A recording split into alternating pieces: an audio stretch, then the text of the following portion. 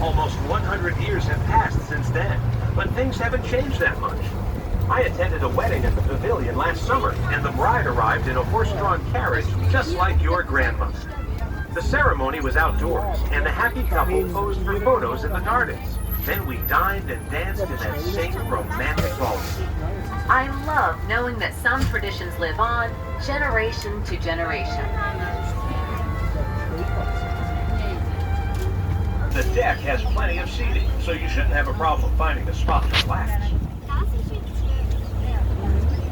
The pavilion has always been the jewel of Stanley Park, where every day is a special event.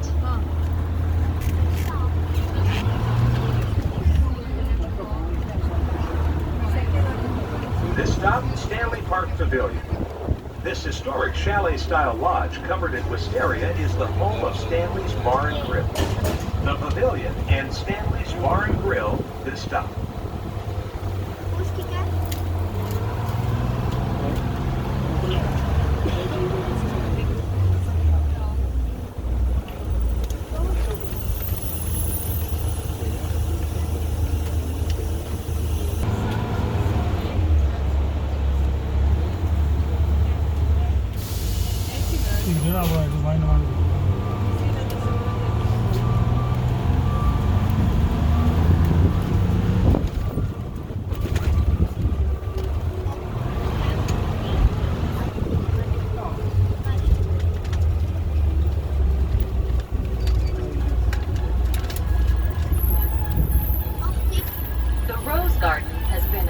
Attraction in Stanley Park since my grandmother's time.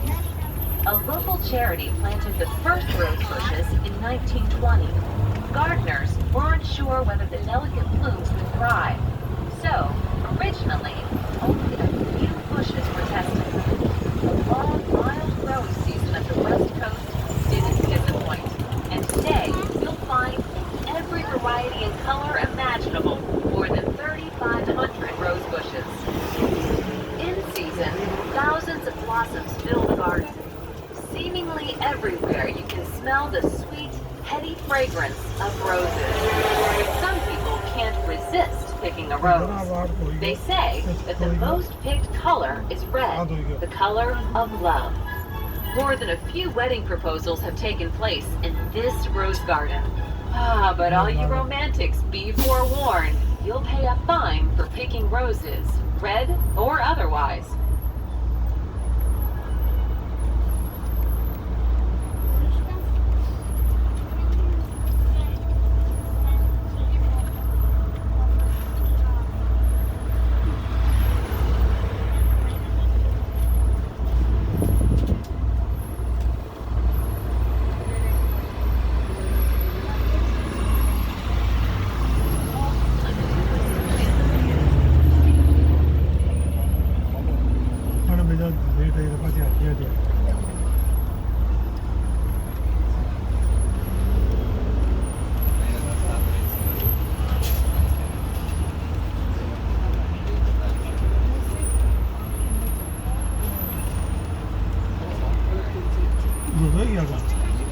And NBC's local water, including the Pacific Ocean. No trip is complete without a visit to the 4D theater, which is included with admission. Larger-than-life images that leap right out of the screen, surround sound that puts you in the middle of the action, and stunning sensory effects. The 4D theater experience is your chance to look at marine animals in a whole new way. The Vancouver Aquarium is a fun and educational experience for the entire family, young and old. On-site amenities include a delicious cafe, the Clownfish Cove Children's Play Area, and a colorful and aquatic-themed gift shop. Repurchasing admission from your bus driver allows you to use the express line at the admissions gate, allowing you to get to the fun faster.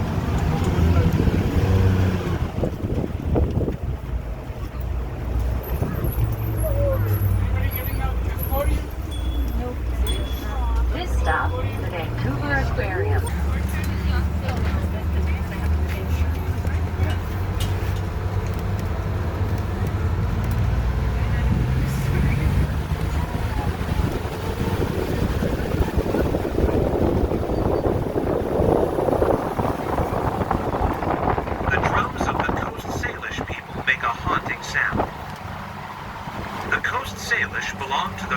Nations, British Columbia's first human residents, who have a rich history dating back thousands of years. The First Nations community is diverse, made up of 56 nations in this province alone. All peoples of the First Nations share a unique respect for the natural world. You can experience that relationship to nature in Stanley Park today, where the beautiful handiwork of First Nations artisans has been preserved. This includes their largest pieces of artwork, towering totems called story poles. The figures on these poles are hand-carved out of ancient Western red cedar and will last for generations. Each totem documents a different story about First Nations life, their history, customs, and beliefs. Several different nations have created story poles in Stanley Park. They usually feature symbolic images of human, animal, and even spiritual forms. These forms represent family crests and clan membership. Here are some of the carvings to look for. See if you can find the thunderbird, wolf, eagle, grizzly bear, killer whale, salmon, and raven.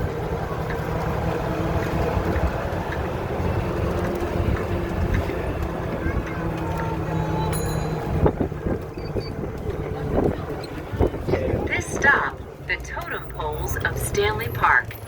Walk among the totems to learn about our First Nations peoples, history, and culture. This stop also has wonderful photo opportunities.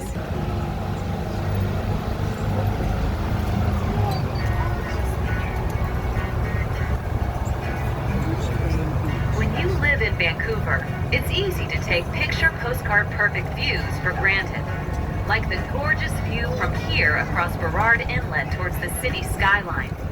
Look for the Vancouver Lookout Tower, one landmark everyone should visit.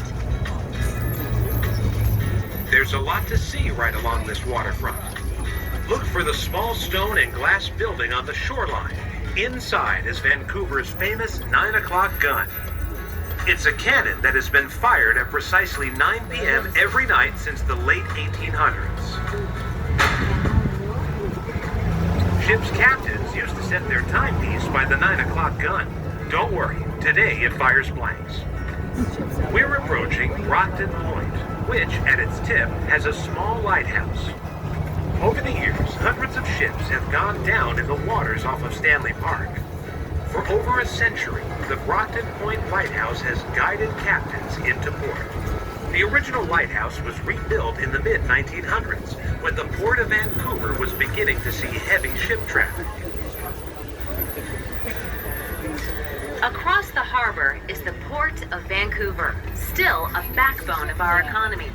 7 days a week, freighters arrive here from all over the world to unload their cargo.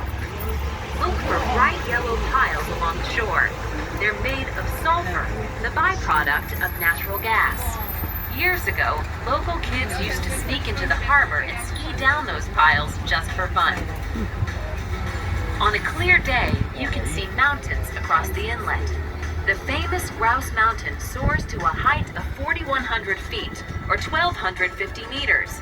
You can ride a gondola up to its summit, or hike the steep trail called the Grind, which runs for 1 kilometer or 0.6 of a mile. I'm in pretty good shape, but for me, hiking up the Grind is still a major workout. At the top, you'll find restaurants and activities for kids. In season, there's even a skating rink. Don't forget to say hello to the 2 orphaned grizzly bears from the Grouse Mountain Wildlife Refuge, named Kuma and Grinder.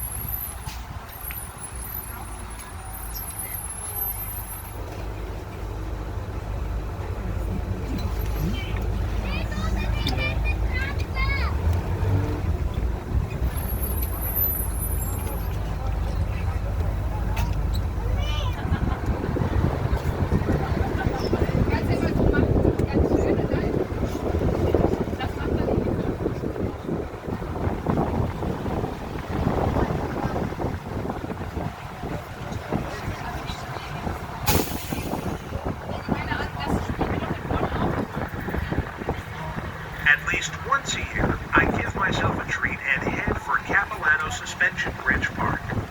Millions of visitors have gotten a rush of adrenaline crossing this iconic footbridge suspended high above Capilano River. It's a magical experience. You feel like you're walking on air. Capilano Suspension Bridge Park has natural fun for the whole family.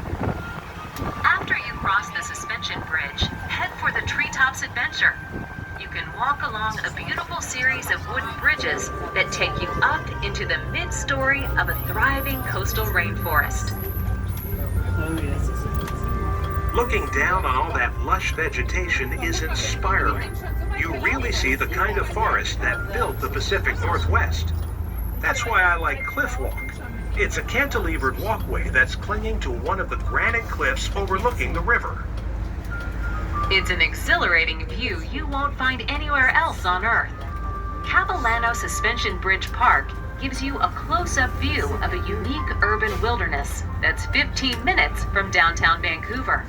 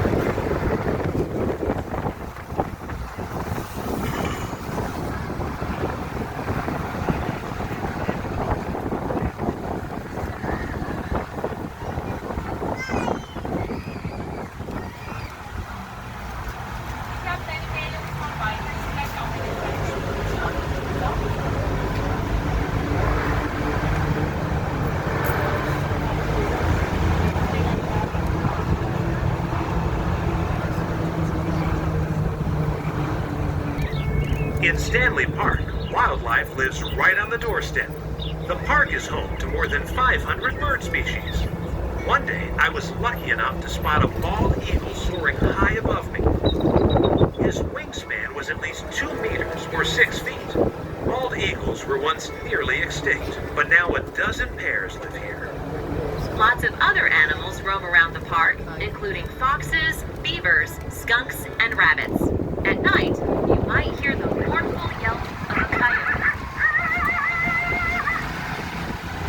And then there are the gray squirrels.